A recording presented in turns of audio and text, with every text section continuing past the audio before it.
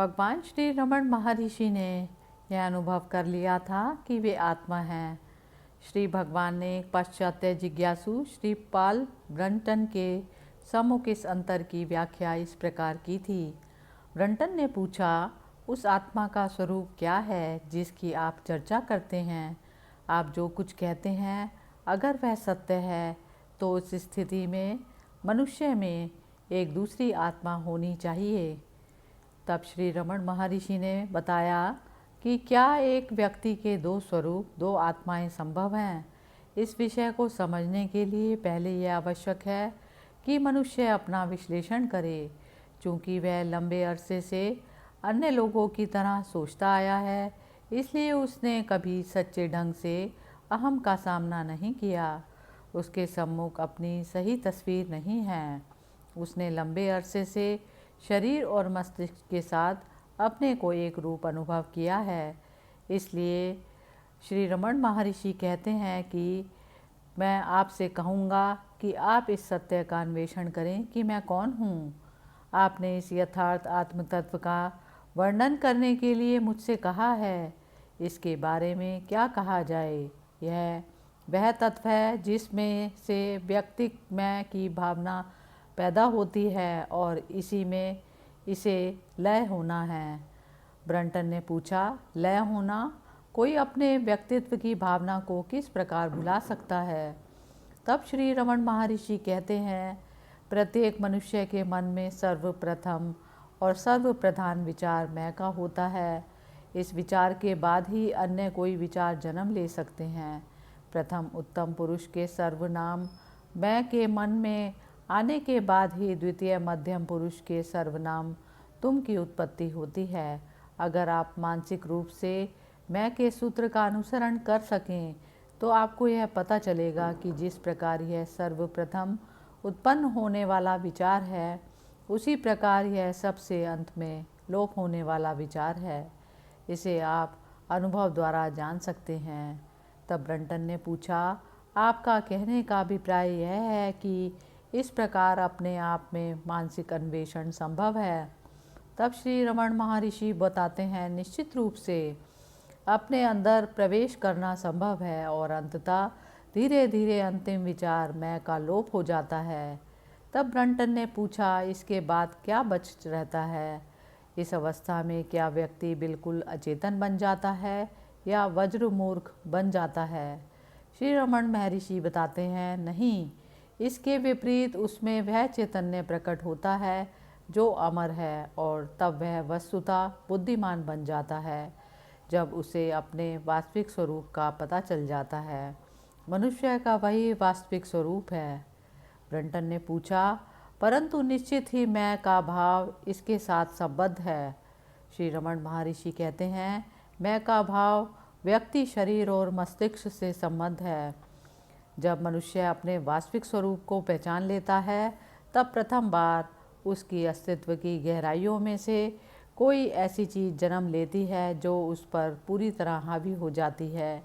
यह चीज़ हमारे मन के पीछे है। यह असीमित, दिव्य और शाश्वत है। कई लोग इसे स्वर्ग का साम्राज्य कहते हैं, दूसरे इसे आत्मा और अन्य लोग निर्वाण तथा हिंदू इसे मुक्ति के नाम से संबोधित करते हैं। आप जो भी नाम चाहें इसे दे सकते हैं। इस अवस्था में मनुष्य अपने को खोता नहीं बल्कि पा लेता है। जब तक मनुष्य इस सत्य आत्म तत्व की खोज नहीं करेगा, संशय और अनिश्चय उसे जीवन भर घेरे रहेंगे। महान सम्राट और राजनीतिज्ञ दूसरों पर शासन करने का प्रयत्न करते हैं, जबकि वे अपने हृदय के अंतःस्थल में यह अच्छी तरह से जानते हैं कि वे अपने पर शासन नहीं कर सकते। परंतु जो व्यक्ति आत्मा की गहराइयों में प्रवेश करता है, विश्व की महत्तम शक्ति भी उसकी आज्ञा का अनुकरण करती है। जब तक आपको यह पता नहीं कि आप स्वयं कौन है, संसार की अन्य वस्तुओं के जानने का क्या उपयोग है? मनुष्य अपने सच्चे स्वरूप के इस अन्वेषण से बचते हैं, परंतु इससे बढ़कर और कौन सा अन्वेषण हो सकता है? इस संपूर्ण साधना में मुश्किल से आधा घंटा लगा, तथापि हमारे लिए यह महत्वपूर्ण है कि यह एक साधना थी। यह प्रकाश प्राप्ति का प्रयास है निष्प्रयास जागरण नहीं है। सामान्यतः एक गुरु अपने शिष्यों को उसी मार्ग पर ले जाता है जिसका उसने स्वयं अनुसरण किया है। श्री भगवान ने आधा घंटा के अंदर न केवल जीवन भर की बल्कि अधिकांश साधकों के लिए अनेक जीवनों की साधना पूरी कर ली। इससे यह तथ्य नहीं बदलता कि यह आत्मान्वेषण का प्रयास था। उन्होंने बाद में अपने अनुयायियों से इसी का अनुसरण करने के लिए कहा था। उन्होंने अपने भक्तों को यह चेतावनी दी कि आत्मान्वेषण से सामान्यतः सिद्धि शीघ्र नहीं मिलती, इसके लिए काफ़ी लंबे अरसे तक प्रयास करना पड़ता है।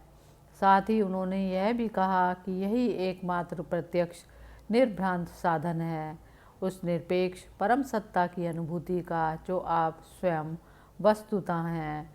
उन्होंने कहा, इससे तत्काल ही रूपांतरण की प्रक्रिया प्रारंभ हो जाती है, भले ही इसके पूर्ण होने में देर ही क्यों न लगे। परंतु ज्यों ही अहम भाव अपने को जानने का प्रयास करता है, यह शरीर में कम से कम रमता है जिसमें यह समाहित है और आत्मचैतन्य में अधिक से अधिक। यह भी महत्वपूर्ण बात है कि साधना के सिद्धांत या व्यवहार के संबंध में कुछ भी ना जानते हुए श्री भगवान ने एकाग्रता के लिए प्राणायाम का आश्रय लिया। उन्होंने यह भी स्वीकार किया कि प्राणायाम से एकाग्रता में सहायता मिलती है। उन्होंने अन्य किसी प्रयोजन के लिए प्राणायाम के प्रयोग को निरुत्साहित किया और वस्तुतः अपने शिष्यों को इसका कभी आदेश नहीं दिया। प्राणायाम भी एक साधन है। यह उन विभिन्न विधियों में से एक है जिनका प्रयोग चित्त की एकाग्रता के लिए किया जाता है। प्राणायाम से इधर उधर भटकते हुए मन को नियंत्रित करने और एकाग्रता प्राप्त करने में सहायता मिलती है, इसलिए इसका प्रयोग भी किया जा सकता है।